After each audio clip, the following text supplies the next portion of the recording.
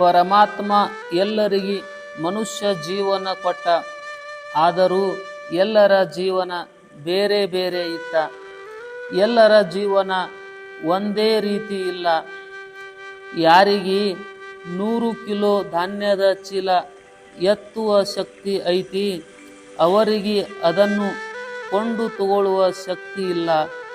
ಯಾರಿಗೆ ಕೊಂಡು ತಗೊಲಾಕ ಬರ್ತೈತಿ, ಅವರಿಗೆ ಎತ್ತುವ ಶಕ್ತಿ ಇಲ್ಲ. ಎಷ್ಟು ವಿಚಿತ್ರ ಐತಿ ಈ ಜಗತ್ತು. ಯಾರು 10 ಅಂಕಣ ಮನಿ ಕಟ್ಟಿದಾರು, ಅವರ ಮನೆಯಾಗ ಮನಗಲಾಕ ಮಕ್ಕಳು ಇಲ್ಲ.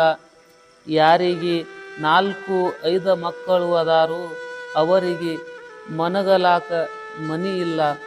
ಬಡವರು ಒಂದು ಹೊತ್ತಿನ ಊಟಕ್ಕಾಗಿ 4-5 ಕಿಲೋಮೀಟರ್ ನಡೆಯಬೇಕು ಕೆಲಸಕ್ಕಾಗಿ.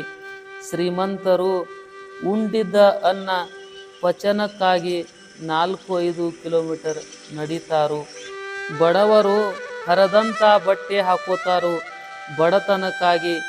ಶ್ರೀಮಂತರು ಹೊಸ ಬಟ್ಟೆ ಹರಿದು ಹಾಕೋತಾರು ಫ್ಯಾಷನಕ್ಕಾಗಿ.